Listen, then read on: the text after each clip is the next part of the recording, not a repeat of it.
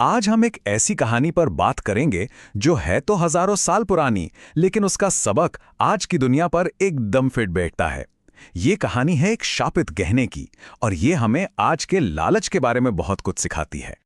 जरा सोचिए, आपके पास एक ऐसा जादुई रत्न हो जो आपको हर दिन बिना रुके ढेर सारा सोना दे। सुनने में तो ये किसी सपने के सच होने जैसा लगता है ना। लेकिन सवाल ये है कि क्या इतनी दौलत वाकई में खुशी ला सकती है, या फिर ये तबाही और बर्बादी की वजह बनेगी? ये सवाल ही इस पूरी कहानी का दिल है, और ये हमें अपने बारे में भी सोचने पर मजबूर करता है। तो चलिए कहानी के पहले हिस्से में चलते हैं और जानते हैं कि ये चमत्कारी गहना, जिसे स्यमंतक मणि कहते थे, आखिर आया कहाँ से। ये मणि मिली थी राजा सत्राजीत को उनकी जबरदस्त भक्ति के इनाम के तौर पर। वो सूर्यदेव के बहुत बड़े भक्त थे, और उनकी भक्ति से खुश होकर ही सूर्यदेव ने उन्हें ये अनोखा वरदान दिया था। कहानी की शुरुआत यहीं से होती है, जहां भक्ति का फल मिलता है दौलत के रूप में। लेकिन जैसा कि अक्सर होता है, हर वरदान के साथ एक छिपा हुआ श्राप भी आ सकता है। ये मणि एक इनाम तो थी, लेकिन बहुत जल्द ये एक जहर भी साबित होने वाली थी। और यहां से बात बहुत दिलचस्प हो जाती है। सत्राजीत का ध्यान पूरी तरह भटक गया। मतलब जिस भक्ति से उन्हें वो मणि मिली थी, वो भक्ति ही कहीं पीछे छूट गई। उनका मोह इतना बढ़ गया कि उन्होंने भगवान का नहीं, बल्कि सोना देने वाली उस मणि का मंदिर बनवा दिया। और ये स्लाइड इस पूरी दुविधा को बड़े अच्छे से दिखाती है। देखिए, एक तरफ है मणि की पूजा, जिससे सोना तो मिलता है, पर साथ में आता है लालच और डर, उसे खोने का डर।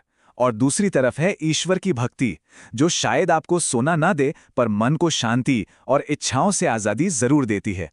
सत्राजीत ने पहला रास्ता चुना। और देखिए, ये कोई नई बात नहीं है।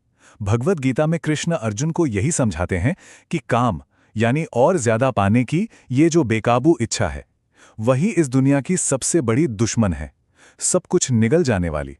सत्राजित की कहानी इसका एक जीता जागता उदाहरण है।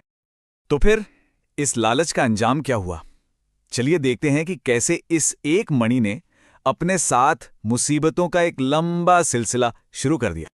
श्रीमद् भागवतम में लिखा है कि ये मणि एक हाथ से दूसरे हाथ में जाने लगी, और जिसके भी पास जाती उसके लिए मुसीबत ही लाती। ये एक तरह से हॉट पोटैटो बन गई थी, जिसे हर कोई पाना चाहता था, लेकिन कोई भी इसके साथ आने वाली परेशानियों को झेल नहीं पा रहा था। इस मणि का सफर देखिए कितना उथल पुथल भरा था। सत्राजित से ये उनके भाई प्रसेनजित के पास गई, जो जंगल में एक शेर का शिकार हो गए। फिर उस शेर को मारकर जांबवान ने मणि ले ली। कृष्ण ने जांबवान से युद्ध करके मणि जीती और वापस सत्राजित को लौटा दी। पर लालच कहाँ खत्म हुआ। शतधन्वा ने सत्राजित की हत्या करके उसे चुरा लिया। सोचिए, एक मणि ने कितनी तबाही मचाई। और हद तो तब हो गई जब लालच और मोह ने सत्राजित को इतना अंधा कर दिया कि जब उनके भाई मणि लेकर गायब हुए, तो उन्होंने बिना सोचे समझे शहर के रक्षक श्री कृष्ण पर ही चोरी और हत्या का झूठा इल्जाम लगा दिया।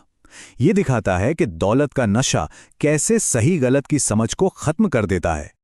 देखिए, ये कहानी सिर्फ एक मणि की नहीं है, ये लगाव यानी अटैचमेंट के बारे में है, और इसका असर हम भागवतम की दूसरी कहानियों में भी साफ साफ देख सकते हैं।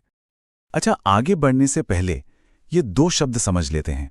जीव यानी हमारी आत्मा, और बुद्धि यानी हमारा विवेक, जो इस आत्मा को रास्ता दिखाता है। जब ये बुद्धि किसी चीज के लगाव में पड़कर भटक जाती है, तो जीव भी अपने रास्ते से भटक जाता है।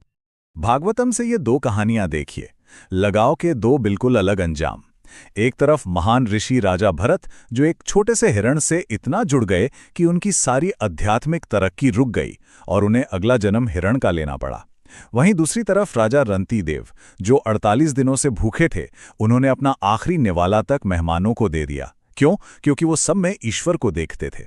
उन्होंने वैराग्य से मुक्ति पाई। तो इन सभी कहानियों का निचोड़ क्या है? स्यामंतक मणि और इन दूसरी कथाओं से हम क्या सीख सकते हैं? असली दौलत आखिर है क्या? श्यामंतक मणि की कहानी हमें ये 5 जरूरी सबक सिखाती है। पहली बात, दौलत का लालच बहुत जबरदस्त होता है। दूसरी, इससे लगाव मन की शांति छीन लेता है। तीसरी, दुनिया की चीजें कभी हमेशा की खुशी नहीं दे सकती। चौथी, ज्यादा पैसा अक्सर झगड़े और डर की वजह बनता है। और आखिरी बात, एक लालची दुनिया में कृष्ण जैसे महान इंसान की इज्जत पर भी सवाल उठाए जा सकते हैं। मतलब साफ है, असली अमीरी सोना इकट्ठा करने में नहीं है। सच्ची दौलत तो उस सोने को पाने की इच्छा से ही आजाद हो जाने में है। मन की असली शांति और स्वतंत्रता वही है। ये प्राचीन कहानी आज भी 100% सच है। आज की दुनिया भी अपने अपने स्यमंतक मणियों के पीछे भाग रही है, चाहे वो पैसा हो, शोहरत हो या ताकत। सवाल यह है कि इस दौड़ भाग में हम अपना असली खजाना कहाँ खोजें। इस पर जरूर सोचिएगा।